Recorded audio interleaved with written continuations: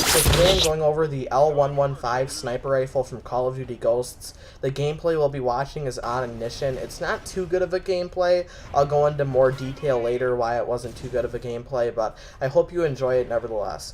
Alright, so jumping right into the stats, the one shot one kill area is everything above the upper thighs and up, not the arms though. So that's pretty good. The USR is just everything above the waist, so it does add a little bit of area on the thighs that the USR does not add. The chrome barrel adds different body parts, that way if the person you're aiming at is on one knee, it's insta-kill wherever they are, usually. I'm not 100% sure on that, that's just what Drifter said, but I'm pretty sure that whatever he says is actual, so if you are on one knee, or if the person you're aiming at is on one knee, expect to get an insta-kill on them. So the silencer adds the upper body and the head. That does not include the stomach. It does not include the upper thighs. So you're really at a loss if you do put a silencer on this gun.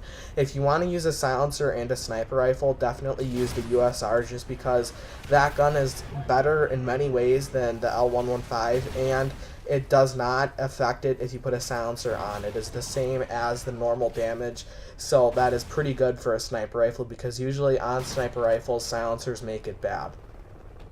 So compared to the USR, it's a little heavier than the USR, probably a little more than just a little. It's definitely heavier. It's the slowest bolt action. You'll run a lot slower, and by slowest bolt action I mean in between rounds it's going to take a lot longer to get the next bullet in the chamber, and that's why I think I had such a problem, because I was expecting it like the USR that I'd just be able to pull it back and almost instantly get another bullet in the chamber to fire at the next person. I think it takes more than a second to reload one shot, so that's kind of a lot, and it has large kick but doesn't sway, so the accuracy I would say is just a little bit better. Like I said, that the fact that it doesn't sway is definitely good, but the large kick is kind of bad because if you do miss your target, it will take a long time to bring back down that gun and get the next shot in to hit the person. There is 5 shots in the clip. I'm not sure in extended mags if there's 7 or 8 shots, and the empty reload time is 4 seconds. If you have 1 plus bullet, it's 3.36 seconds, which is definitely a little faster than USR, which I'm surprised just because the L115 is heavier, that it would actually have a slower reload or a faster reload time than the lighter gun, which is the USR.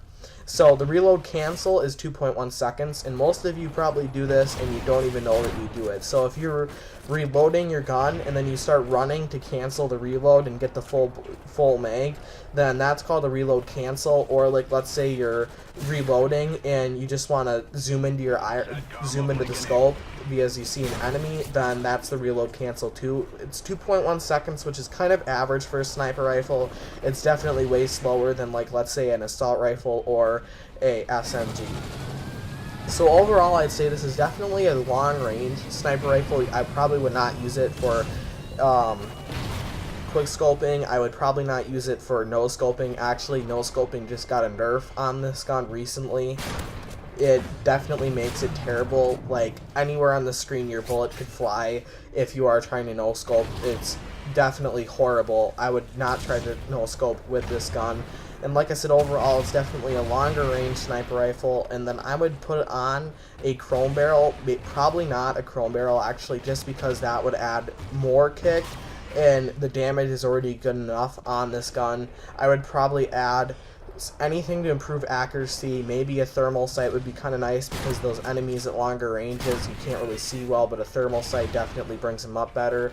And I would also add a variable zoom maybe, which you'd have to just decide between a thermal and a variable zoom, but the variable zoom will definitely help out for sure a lot, just because you can really zoom in at those points all the way across the map where snipers may be sitting. And in this game, it's definitely harder to see a sniper, just because the fact is most of them wear ghillie suits, and if they're prone with a ghillie suit on in the middle of the brush, you really can't tell, especially if they have that perk on to hide their name tag that's above them. You really can't tell if they're there, which that's why a variable zoom might be kind of nice, just to see in greater detail the areas that you're aiming at. And like I said, I would definitely use this at longer ranges. Like if you're on ignition, I wouldn't run around kind of like I was doing. I would definitely try to get up in that second story spot at one of the ends of the map where you can definitely get a complete aerial view of the entire map, almost the entire map, just in closed spaces you can't see.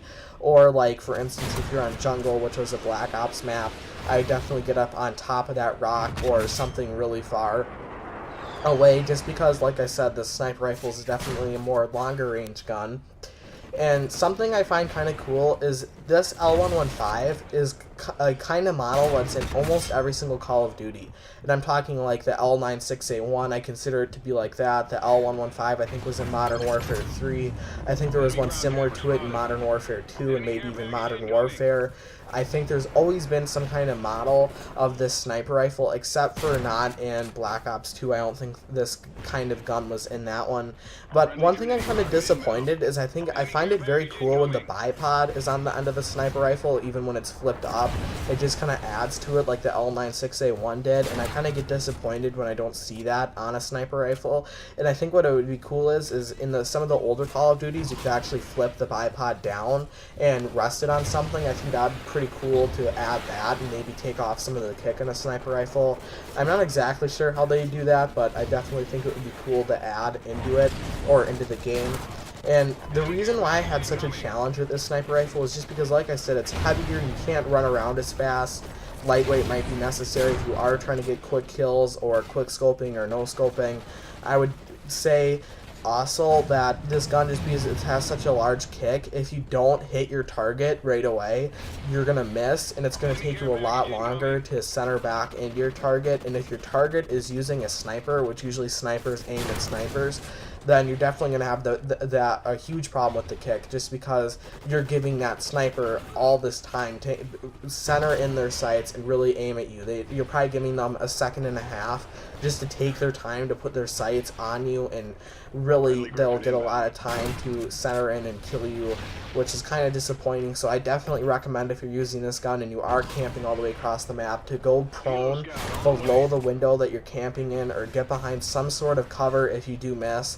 And that's just helping, so that way a sniper can't zoom in on you while you're trying to reload, just because, like I said, the reload time is kind of a lot. And I hope you've enjoyed this video. I hope you stay tuned for all of the videos coming out this season. I know I'm trying a lot harder to get good quality videos out, and like I say, always try to say, as always, thanks for watching.